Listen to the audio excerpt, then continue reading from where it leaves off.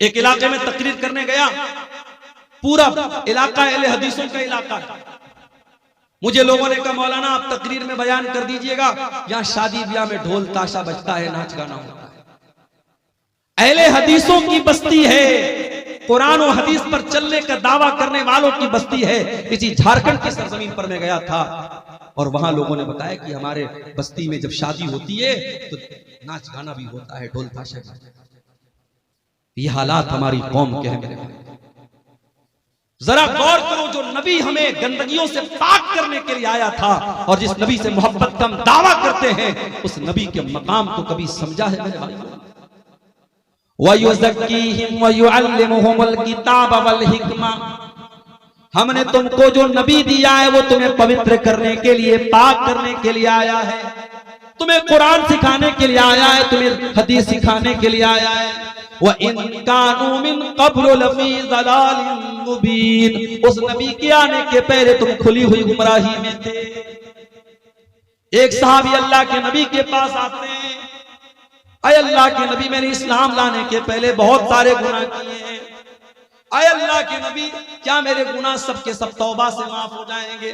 आपने फरमाया अत-तौबतु तादिमु मा क़ब्लहा, तौबा से पहले तुमने जितने गुनाह किए थे, सच्ची तौबा करने के बाद सारे गुनाह माफ हो जाएंगे।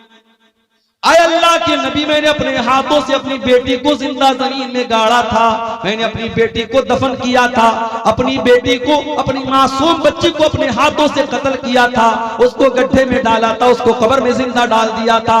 अय अल्लाह के नबी क्या मेरा ये गुनाह भी अल्लाह ताला माफ कर देगा?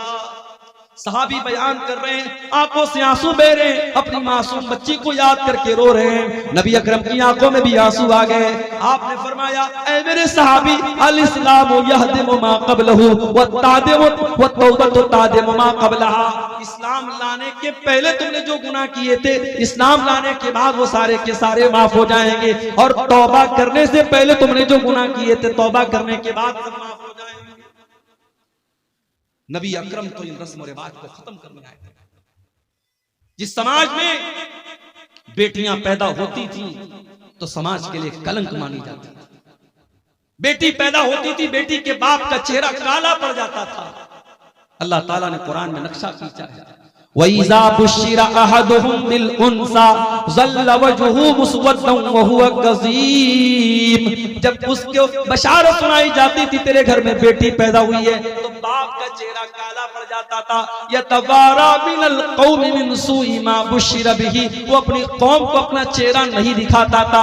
अयुमसिकुहु अला हुनिन अम यदुस्सुहु फित्तुराब, कि क्या कहूं, अगर इस बेटी को पालता हूं तो समाज में जलील होना पड़ेगा, और दूसरा रास्ता यह कि अपनी बेटी को जिंदा जमीन में गाड़ दूं। वो जिंदा जमीन में गाड़ देते थे। मेरे नबी ने आकर के बताया बेटी जमीन में गाड़ने वाली चीज नहीं है, बेटी तो रहमत होती है, बेटियां तो अनमोल होती है। मेरे नबी ने आके बताया मन आला जारियतैन हत्ता तबलुगा जा यौमल क़ियामति अना व हुवा कहातैन, जिसको अल्लाह ने दो बेटियां दे दी और दो बेटियों की उसने अच्छी परवरिश कर ली, दोनों बेटियां जवान हो गई, उनकी अच्छी जगह उसने शादी कर दी। अल्लाह के नबी फरमाते हैं दो बेटियों का बाप कयामत के दिन इस हाल में आएगा जैसे ये दोनों उंगलियां एक दूसरे के साथ मिली हुई हैं, दोनों उंगलियां जैसे एक दूसरे के साथ सटी हुई हैं, वो बेटियों का बाप अपने नबी के साथ आएगा कयामत। आपने कुरान की आयत पढ़ के सुनाई, वइज़ल मौऊदतु सुइलत बिअय्यि ज़म्बिन क़ुतिलत, जब जिंदा जमीन में गाड़ी गई लड़की से पूछा जाएगा, जिस बेटी को उसके बाप ने जमीन में दबाया था, दफन किया था, उस बेटी से पूछा जाएगा बिअय्यि ज़म्बिन क़ुतिलत, ऐ कि ऐ बच्ची तुझे तेरे माँ बाप ने क्यों मारा था, तेरे बाप ने तुझे क्यों कत्ल किया था? मेरे नबी ने आकर के दुनिया का सबसे बड़ा पाप करार दिया कि कोई अपनी औलाद को कत्ल करे। आज भी कत्ल हो रही है औलाद, आज तरीका बदल गया है। वो क्या करते थे, पैदा होने के बाद मारते थे, हम पैदा भी नहीं होने देते, मां के पेट में मार देते। मेरे पास एक लेडी डॉक्टर का मैसेज आया व्हाट्सएप के ऊपर, हैदराबाद की रहने वाली हैं, अभी नई नई डॉक्टर हुई हैं, कहने लगी मौलाना साहब मेरे पास एबॉर्शन के बहुत सारे केस आते हैं, कुंवारी लड़कियां आ रही हैं, शादी नहीं हुई है, किसी के साथ नाजायज ताल्लुक हुआ, हमल ठहर गया, आकर के एबॉर्शन करवा रही है, मैं क्या करूं?